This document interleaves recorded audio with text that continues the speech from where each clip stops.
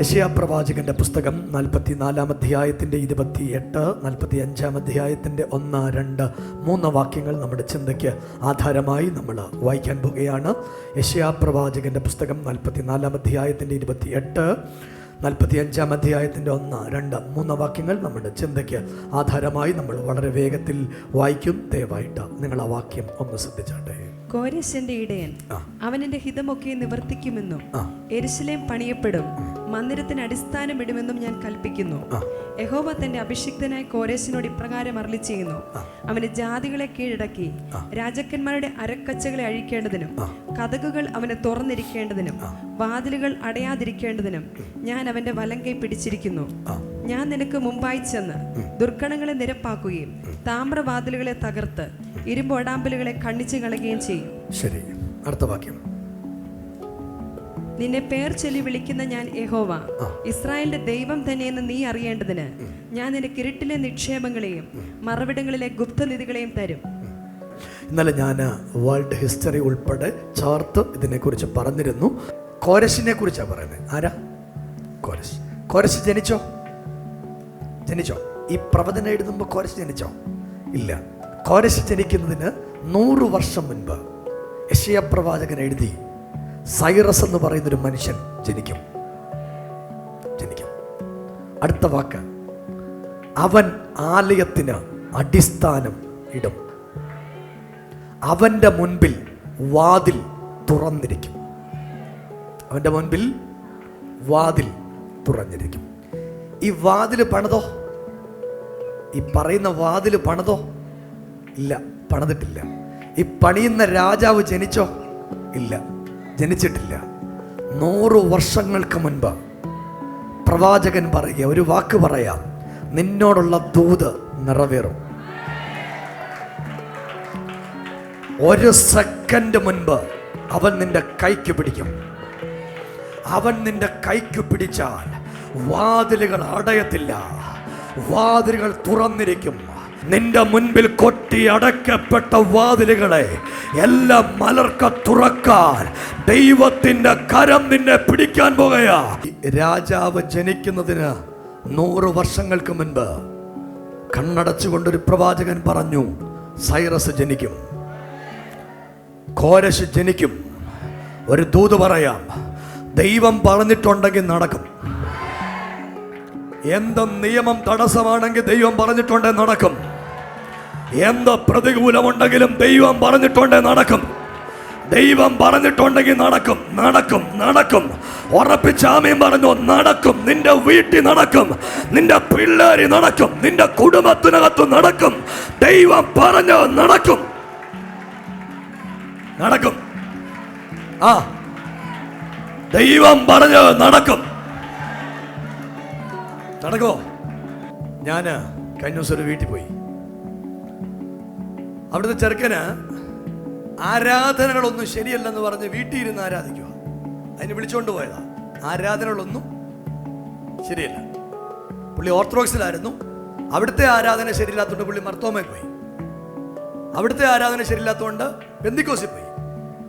അവിടുത്തെ ആരാധന ശരിയില്ലാത്തതുകൊണ്ട് ഇപ്പൊ പുള്ളി സീരിയൽ കണ്ട് വീട്ടിൽ ഇരിക്കുക. സീരിയലിലെ ആരാധന ഇപ്പൊ സൂപ്പർ.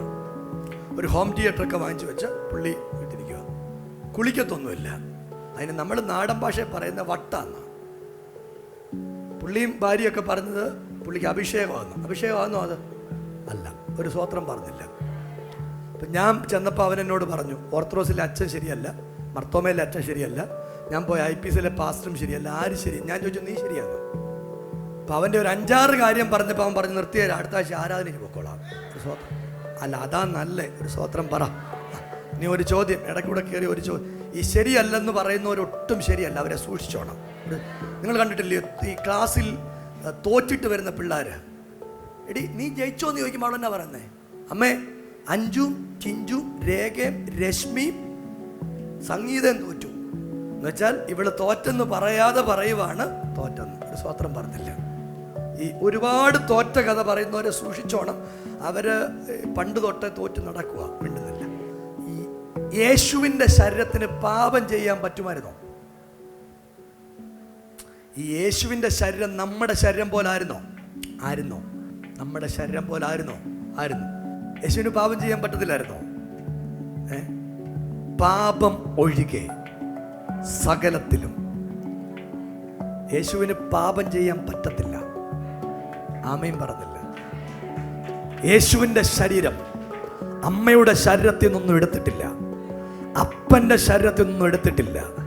യേശുവിനെ സ്വർഗത്തിൽ നിന്ന് കന്യകയിൽ ഉരുവാക്കി ഉലകത്തിലേക്ക് വിട്ടതാണ്. നിങ്ങൾക്കറിയണ്ടേ, ജ്ഞാനവാദികൾ ഗലാത്യ ലേഖനം എഴുതുമ്പോൾ ധന്യനായ പൗലോസ്ലീഹ എഴുതി വെച്ചു, ആ ബുദ്ധിയില്ലാത്ത ഗലാത്യരെ, യേശുക്രിസ്തുവിനെ കണ്ണിന്റെ മുമ്പിൽ വരച്ചു കിട്ടിയിരിക്കെ നിങ്ങളെ ക്ഷുദ്രം ചെയ്ത് മയക്കിയതാർ. എന്നാന്നറിയോ പശ്ചാത്തലം? എന്നാ പറഞ്ഞ് നിങ്ങൾക്ക് മനസ്സിലായോ? എന്നാ അറിയാം? ഇതിനെക്കുറിച്ച് വല്ലതും അറിയോ? ആ ബുദ്ധിയില്ലാത്ത ഗലാത്യരെ യേശുക്രിസ്തുവിനെ, അതായത് ഗലാത്യ സഭയിൽ ആരാധിക്കാൻ അന്യഭാഷ പറയാൻ വന്ന ആൾക്കാർ പറഞ്ഞു, യേശു എന്ന് പറയുന്ന ദൈവം ജനിച്ചിട്ടില്ല, ശരീരം പാപമുള്ളതാണ്, ആത്മാവ് നല്ലതാണ്. യേശുവിന് ഒരിക്കലും, ദൈവത്തിന് ഒരിക്കലും പാപമുള്ള ശരീരം എടുക്കാൻ പറ്റുകയില്ല. അതുകൊണ്ട് യേശുവിന് ശരീരമില്ലായിരുന്നു. യേശുവിന് ശരീരമില്ലായിരുന്നു. സത്യമാണോ? അല്ല. അത് കണ്ടോണ്ട് പൗലോസ് പറഞ്ഞു, ഗലാത്യരെ, യേശു ക്രിസ്തുവിനെ നിങ്ങളുടെ കണ്ണിൻ്റെ മുമ്പിൽ വരച്ച് കിട്ടിയിരിക്കെ, ആ മതത്തിനൊരു പേരുണ്ട്. എന്നാന്നറിയാം? ജ്ഞാനമതം. ജ്ഞാനമതക്കാരവരുടെ ഇടയിൽ അങ്ങ് ഉയർന്നു വന്നു. എല്ലാം ജ്ഞാനമാ. അവരും മെഷർ ചെയ്യുന്ന അളവുകോല് കൊണ്ട് കർത്താവിനെ അളന്നത്. ഒരു ദൂത് പറയാം, നിനക്ക് അളന്നാൽ കിട്ടുന്നവനല്ല ദൈവം. കൈ പൊക്കിയോ രാമയും പറ. ഞാൻ ഈ ചരിത്ര പശ്ചാത്തലം പറയും കേട്ടോ, നിങ്ങൾ കേൾക്കണം. ആ കാര്യത്തെക്കുറിച്ച് ഞാനൊന്ന് പറയാൻ തുടങ്ങുക. ശരീരം എങ്ങനെയാണ് യേശു ജഡമെടുത്തതെന്ന് പറയാൻ തുടങ്ങുക. യേശുവിന് പാപം ചെയ്യാൻ പറ്റുകയില്ല. നിങ്ങൾ ആമയും പറഞ്ഞില്ല? ഇല്ല, പറ്റുകയില്ല. എന്നാ? യേശു എവിടായിരുന്നു? യേശു എവിടായിരുന്നു? യേശു എവിടായിരുന്നു? 33 വയസ്സിന് മുമ്പ് എവിടായിരുന്നു യേശു? അല്ല, ജനിക്കുന്നതിന് മുമ്പ് എവിടായിരുന്നു? ജനിക്കുന്നതിന് മുമ്പ് ഇങ്ങനെ ഒരാളില്ലയോ? ഇങ്ങനെ ഒരാൾ നേരത്തെ ഉണ്ടായിരുന്നോ? എവിടായിരുന്നു? സ്വർഗത്തിലായിരുന്നു. യേശുവിനെ എന്നാ സുഖം കാണിച്ച പ്രലോഭിപ്പിക്കുന്നേ? സ്വർഗത്തിൽ ഇത് കണ്ടോണ്ടിരിക്കുമല്ലയോ? എന്നാ കാണിച്ച പ്രലോഭിപ്പിക്കുന്നേ? എന്നാ കാണിച്ച പരീക്ഷിക്കുന്നേ? ഇത് കണ്ടോണ്ടിരിക്കുകയല്ലേ? ഈ സൃഷ്ടാവല്ലേ ഇത്? എന്നേലും കാണിച്ച പ്രലോഭിക്കുവാണ്? ഇല്ല, ഇത് പ്രലോഭിപ്പിക്കാൻ പറ്റുകയില്ല, പ്രലോഭിക്കത്തില്ല. നിക്ക. അപ്പൊ നിങ്ങൾ തിരിച്ചു ചോദിക്കും, അങ്ങനെയാണ് പാസ്റ്റർ യേശുവിനെ പരീക്ഷിച്ചില്ലേ? എന്തോ പ്രലോഭിപ്പിക്കുമായിരുന്നോ? അല്ല, അപ്പോൾ പരീക്ഷകൻ അടുത്തു വന്നു. പരീക്ഷയും പ്രലോഭനവും രണ്ടും രണ്ടാ അല്ലേ? അങ്ങനല്ലയോ? യേശുവിൻ്റെ അടുത്ത് വന്ന് പിശാച് എന്നാ പറഞ്ഞേ? നീ ദൈവത്തിൻ്റെ മോനാണെങ്കിൽ, എന്ന് വെച്ചാൽ ഈ വന്ന പിശാചിന് സംശയമുണ്ട്, ഈ പുള്ളി ദൈവത്തിൻ്റെ മോനാണ്. ഇതാ കാര്യം. നീ ദൈവത്തിൻ്റെ മോനാണെങ്കിൽ ഈ കല്ലിനോട് അപ്പമാകാൻ പറ. എടാ, അപ്പമാക്കിയാലേ ഇവൻ ദൈവമാകത്തുള്ളോ? താഴോട്ട് ചാടാൻ പറഞ്ഞു, ചാടിയാലേ ദൈവമാകത്തുള്ളോ? തമ്പുരാൻ പറഞ്ഞു, വെയിറ്റ് ചെയ്യേ, ക്രൂശ് വരെ ഒന്ന് വെയിറ്റ് ചെയ്തോ. മരണത്തെ മലർത്തി അടിച്ച് തിരിച്ചു വരുന്ന നീ കാണും കേട്ടോ. മരണത്തെ മലർത്തി അടിച്ച് ഞാൻ തിരിച്ചു വരും. അപ്പം നിനക്ക് മനസ്സിലാകും ഞാൻ ദൈവമാണെന്ന്. അപ്പം നിനക്ക് മനസ്സിലാകൂ ഞാൻ ദൈവത്തിന്റെ പുത്രനാണ്. ഒന്ന് കൈയടിച്ച് യേശുവെ ഒന്ന് വിളിക്കാൻ പറ്റുമെങ്കിൽ ഒന്ന് വിളിച്ച ആ ദൈവത്തിന്റെ നാമത്തെ. ആ ബുദ്ധിയില്ലാത്ത ഗലാത്യരെ, ഒരു കാര്യം ഒന്ന് പറയട്ടെ. ഇപ്പൊ പ്രാർത്ഥിച്ചിട്ട് മറുപടി ഇല്ലല്ലോ, വെയിറ്റ് ചെയ്തോ. ഒരത്ഭുതം വരുന്നുണ്ട്. ഒരു 3 ദിവസം കാത്തിരിക്ക, ഒരു ദൈവ പ്രവൃത്തി വരുന്നുണ്ട്. രക്തനാഥന ഹർഭമനഘടക ശംഭഭാരക ചെല്ലോടുള്ള മറുപടി ആത്മാവിന്ന് രാവിലെ പറയുക. ഒന്ന് കാത്തിരിക്ക, ഒന്ന് കാത്തിരിക്ക, ഒന്ന് കാത്തിരിക്ക. നിനക്കുള്ള മറുപടി വരുന്നുണ്ട്, നിനക്കുള്ള മറുപടി വരുന്നുണ്ട്. യേശുവിന് പാപം ചെയ്യാൻ പറ്റുകയില്ല. അതിൻ്റെ കാര്യം എന്നാന്ന് ചോദിച്ചാൽ, നമ്മുടെ ചെറിയ കുട്ടികളെ കൊണ്ട് റോഡ് ക്രോസ് ചെയ്യാൻ പോകുമ്പോൾ 16 വീലുള്ള വണ്ടി വരുമ്പം അവൻ കയറി അപ്പനെ അട്ടക്കട്ടം പിടിക്കും. അപ്പൻ ആരെങ്കിലും കയറി കെട്ടിപ്പിടിക്കുമോ? ഇല്ല. അപ്പൻ ഈ വണ്ടിയൊക്കെ ഒത്തിരി കണ്ടതാ. ഒരാമീൻ പറ. നിങ്ങൾക്ക് മനസ്സിലായില്ലേ? സ്വർഗത്തെക്കാൾ ഉന്നതനായവൻ, സ്വർഗത്തിൽ ഇരുന്നതെല്ലാം കണ്ടോണ്ടിരുന്നവന് എന്നാ കാണിച്ചു പ്രലോഭിപ്പിക്കാനാ? എന്നാ കണ്ടാൽ അവൻ പ്രലോഭിപ്പിക്കൂ? ഒന്നും കണ്ട പ്രലോഭിക്കത്തില്ല. കയ്യൊന്ന് ഉയർത്തി ഒരാമീൻ പറഞ്ഞേ. നമ്മുടെ പിള്ളേരെ കൊണ്ട് ഉത്സവപ്പറമ്പിൽ പോയാൽ അവർക്ക് എന്നാ വേണമെന്ന് പറയും? പിള്ളേരെയും കൊണ്ട് നമ്മളൊരു കാർണിവലിന് പോയി, അപ്പൊ പിള്ളേരെന്തോ പറയും? വെളിപ്പാട് ഉത്സവം,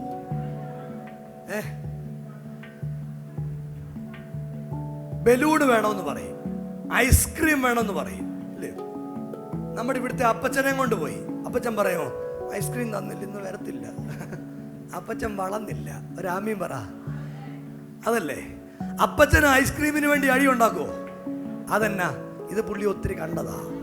കൈപൊക്കെ ആമീൻ പറ. ഇത്രേ ഉള്ളൂ യേശു. മനസ്സിലായവര് ഒന്ന് കൈതട്ടി വരാമി. ഇത്രേ ഉള്ളൂ കാര്യം. നിങ്ങൾക്ക് പിടികിട്ടി? ഇതാ സാധനം, ഇതാ കാര്യം, ഇതാ കാര്യം. എടാ, അപ്പം കാണിച്ചുവല്ല ഇവനെ പ്രലോഭിപ്പിക്കാൻ പറ്റുമോ?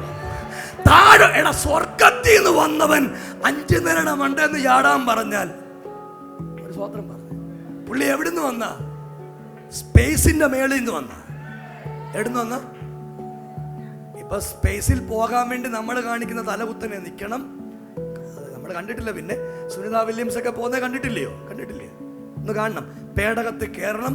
അവരിങ്ങനെ കാൽ ഉറക്കാതെ നിൽക്കുന്നതൊക്കെ ഇങ്ങനെ നാസ ഇടക്കിടക്ക് ചിത്രം വിടും. ഇടക്കിടക്ക് ഒരു വഴിക്ക് പോകുന്നില്ല. ഇതൊക്കെ കാണണം. ഒരാമീൻ പറ. ഈ വകുപ്പ് ഇതൊക്കെയാ. ബാക്കി പറയാം. സ്വർഗത്തിൽ നിന്ന് വന്നവന് മതിലിന്റെ മണ്ടെന്ന് ചാടാൻ പ്രയാസമുണ്ടോ? ഒരു സ്വത്രം പറ. സ്വർഗത്തിൽ നിന്ന് വന്നവനോടാ പറയും. എന്ന് വെച്ചാൽ പർവ്വതാരോഹണം നടത്തുന്ന പുള്ളിയോട് ചോദിച്ചു, 1 നിലയുടെ മണ്ടെന്ന് ചാടാവും എന്ന് ചോദിച്ച പോലെ ഉള്ളൂ. യേശു എവിടുന്ന് വന്നാ? ഒരാമീൻ പറഞ്ഞില്ല. നിങ്ങൾക്ക് ആ സംശയമൊക്കെ അങ്ങ് മാറിയില്ലേ? ദൈവമാ. He is a God. അവൻ ദൈവമാണ്. ദൈവമായിരിക്കെ ദൈവത്തോടുള്ള സമത്വം മുറുകെ പിടിച്ചുകൊള്ളണമെന്ന് വിചാരിക്കാതെ വേഷത്തിൽ മനുഷ്യനായി ഈ ഉലകത്തിലേക്ക് വന്ന പാപജടത്തിന്റെ സദൃശ്യത്തിൽ നമ്മെ വീണ്ടെടുക്കേണ്ടതിന് വേണ്ടി അവൻ വീണ്ടെടുപ്പിന്റെ വില തന്നു. അപ്പൊ നിങ്ങളൊരു ചോദ്യം ചോദിക്കും, അങ്ങനാണ് ഈ ദൈവത്തിന് മരിക്കുമൊന്നും വേണ്ടായിരുന്നല്ലോ, നമ്മളോടങ്ങ് ക്ഷമിച്ചാ പോരായിരുന്നോ? മതിയായിരുന്നു. പിന്നെ എന്നാ ചെയ്യാനേ? നിങ്ങൾക്കറിയാമോ, ചിലപ്പോൾ നമ്മുടെ കാർഷിക കടമൊക്കെ എഴുതി തള്ളുകയല്ലേ? ഇത് ഞാൻ വായിച്ച ഒരു ഉദാഹരണം പറയുക. മഹാനായ അലക്സാണ്ടറിനെ കുറിച്ച്. അലക്സാണ്ടർ ഒരിക്കൽ തൻ്റെ രാജകൊട്ടാരത്തിനകത്ത് ഏകദേശം ഒരു 30 വയസ്സ് പ്രായമുള്ളപ്പോൾ ഭടന്മാരെയൊക്കെ കാണേണ്ടതിന് വേണ്ടി അദ്ദേഹം ഇങ്ങനെ വേഷം മാറി ആ രാജ്യത്തൂടെ നടന്നു വരികയാണ്.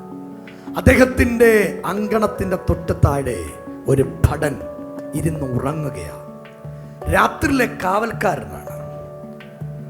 വേഷം മാറി വന്ന അലക്സാണ്ടർ ദ ഗ്രേറ്റ് ഈ മനുഷ്യന്റെ അടുത്ത് വന്നു. അദ്ദേഹം അറിഞ്ഞില്ല രാത്രിയിലെ കാവൽക്കാരനാ. ഒന്നും മിണ്ടുന്നില്ല. അലക്സാണ്ടർ നോക്കിയപ്പോൾ ഉറങ്ങുന്ന ആ മനുഷ്യന്റെ കയ്യിൽ ഒരു പേപ്പറുണ്ട്, ഒരു പേനയുണ്ട്, മുറുക്കി പിടിച്ചിരിക്കുക. അദ്ദേഹം അറിയാതെ അലക്സാണ്ടർ ആ പേനയും പേപ്പറും വലിച്ചെടുത്തു. എന്നിട്ട് ആ പേപ്പർ നൂത്ത് നോക്കിയപ്പോൾ പേപ്പറിനകത്തൊരു എഴുത്താണ്, ആവലാതികളാ. എനിക്ക് ഇത്രയും പ്രായമുണ്ട്. ഈ ഭടൻ എഴുതിയിരിക്കുക, ഇത്രയും പ്രായമുണ്ട്. എനിക്ക് ഒരുപാട് കടം കൊടുത്തു തീർക്കാനുണ്ട്. എൻ്റെ കടം ആര് വീട്ടും? എൻ്റെ കുഞ്ഞുങ്ങളുടെ കാര്യം ആര് നോക്കും? ഞാൻ ഇനിയും എങ്ങനെ മുന്നോട്ട് പോകും? അലക്സാണ്ടർ ആ പേപ്പറിന്റെ താഴെ എഴുതി വെച്ചു, നിന്റെ കടം മുഴുവൻ അലക്സാണ്ടർ വീട്ടിയിരിക്കുന്നു. നിന്റെ കടം മുഴുവൻ അലക്സാണ്ടർ കൊടുത്തു തീർത്തിരിക്കുന്നു. ഇനിയും ജോലിയിൽ ഉറങ്ങരുത്. അലക്സാണ്ടർ തിരിച്ചുപോയി. തിരിച്ചു പോകുമ്പോൾ അവിടെ നിന്നൊരു ചുമച്ചു. പെട്ടെന്ന് ഈ ഭടൻ ഉണർന്നു. അദ്ദേഹം നോക്കിയപ്പോൾ അലക്സാണ്ടർ ആയി പോകുന്നേ. അദ്ദേഹം പെട്ടെന്ന് പരിഭ്രാന്തിയോടെ എഴുന്നേറ്റു. അദ്ദേഹത്തിന് മനസ്സിലായി പണിഷ്മെൻ്റ് ഉറപ്പാ, അലക്സാണ്ടറല്ലേ പോകുന്നേ. അദ്ദേഹം ഈ പേപ്പർ ഒന്ന് നിവർത്തി നോക്കിയപ്പോൾ തൻ്റേതല്ലാത്ത ഒരെഴുത്ത് അദ്ദേഹം വായിച്ചു നോക്കിയപ്പോൾ ഇങ്ങനെയാണ്: നിന്റെ കടം ഞാൻ കൊടുത്തു തീർത്തിരിക്കുന്നു. നിങ്ങൾക്കറിയാമോ, നിന്റെ കടം യേശു കൊടുത്തു തീർത്തു.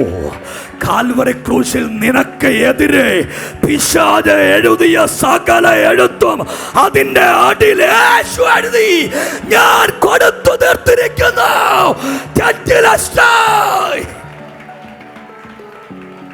ഒന്ന് കൈയടിച്ചൊരാമീൻ പറയാം. ഇതാ ക്രൂശിൽ നടന്നത്, ഇതാ ക്രൂശിൽ നടന്നേ. നിന്റെ സകല കടവും യേശു കൊടുത്തു തീർത്തു. നീ കടക്കാരനാണോ? കൊടുത്തു തീർത്തു എന്ന് പറഞ്ഞാൽ കൊടുത്തു തീർക്കണം, വേണ്ടേ? കൊടുത്തു തീർക്കണ്ടേ? ഇതാര് കൊടുത്തു? നിന്റെ കടം യേശു വീട്ടി. ഇവിടെ ഞങ്ങൾ സ്വോത്രം ചെയ്യുന്നേ.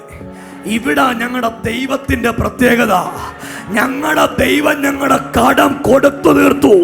അത് ഉറപ്പുള്ളവരൊന്ന് കൈയടിച്ച് ഉറച്ചൊരാമീനൊന്ന് പറഞ്ഞേ. നിന്റെ കടം ദൈവം കൊടുത്തു തീർത്തു. നിന്റെ പിള്ളേരുടെ കടം ദൈവം കൊടുത്തു തീർത്തു. നിന്റെ ഭാവിയുടെ കാര്യം അവൻ കൊടുത്തു തീർത്തു. ആൾക്കാർ ചോദിക്കത്തില്ലേ, നിങ്ങൾ ഈ വന്നിരുന്ന് കൈ അടിക്കുന്ന എന്തിനാ? ഈ പുള്ളിക്കാരൻ, ഈ ഫടൻ ഇനി ഉറങ്ങോ? ഇനി ഉറങ്ങോ? ഉറങ്ങോ? ഇല്ല. ഇനി ഉറങ്ങോ? ഇനി ഉറങ്ങിയാൽ ഇവനെ തീക്കാത്തിടും. ഇനി ഉറങ്ങിയല്ല. അതെന്നാ? കടം ഇളച്ചു കിട്ടി. ആര് കടം ഇളച്ചു കൊടുത്തു? നിനക്ക് മുൻപ് നിന്റെ വീട്ടിൽ എഴുതിയത് ഇന്ന് മായ്ച്ചു കളയും. അതിൻ്റെ അടിയിൽ ഒരു എഴുത്തെഴുതാൻ പോവാ. യേശു വീട്ടിക്കോളും ഒന്നൊരു എഴുത്തെഴുതാൻ പോവാ. കൈയടച്ചു സ്വീകരിക്കെങ്കിൽ സ്വീകരിച്ചോ. എന്നോട് കർത്താവ് പറയുക, നിന്റെ വീടിനെതിരെ എഴുതിയിരിക്കുന്ന എഴുത്തിന്റെ താഴെ രക്തം കൊണ്ട് എഴുത്തെഴുതാൻ പോകുക. രക്തം കൊണ്ട് എഴുത്തെഴുതാൻ പോകുക.